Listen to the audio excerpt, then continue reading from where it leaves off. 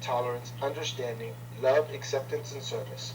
Today's lesson, T.O.E., a short story. A man was riding his camel across the desert when soon he came upon some bandits. Scared, he whipped the camel in an attempt to make him travel faster, but the camel just maintained his pace. The man then yelled at the camel, "Do you not see the bandits coming? Surely they will take everything we have.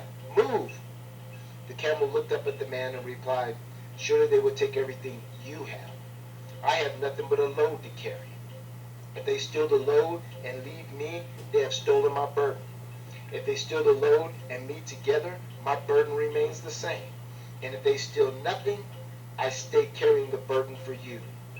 The man then reminded the camel that the water and feed was the load. The camel's response, "There is still no difference for me." You see, perspective is a very powerful thing. How we see and shape our world largely depends on the vantage point we decide to take. The lesson of this story, there is no loss that is equally divided, just as there is no treasure that is equally rewarded. It all comes down to the perspective, the unique perspective we decide to ascribe to it. So often, we attribute what we anticipate as a great reward or loss for us as a great reward or loss to others. And though we have common ground on what we value and fear, we all cannot value and fear things equally. Such is the way of having a unique spirit. See, Tiyoye means perspective. And today we are reminded to maintain our perspective on the high. Both the man and the camel are looking at the exact same circumstance. And regardless of how the story ends, one met the ending in fear and the other met it without apprehension. One expected calamity and found it. The other expected a lifting of a burden at best and the same existence at worst and found it. For you see, the ending of the story is that the bandits took the load of camel feed and water, but freed both the man and the camel. Hence the camel's burden was lifted and the man lost everything. That reminds us of Proverbs 4:23, which reads, "Above all else, guard your heart, for everything flows from it." The camel's heart was on the lifting of his burden, and the man's heart was on the loss of everything.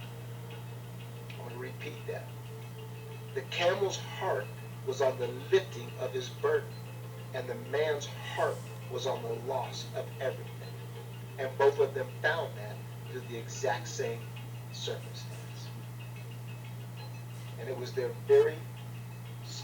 very circumstance that shaped what they perceived to be the outcome.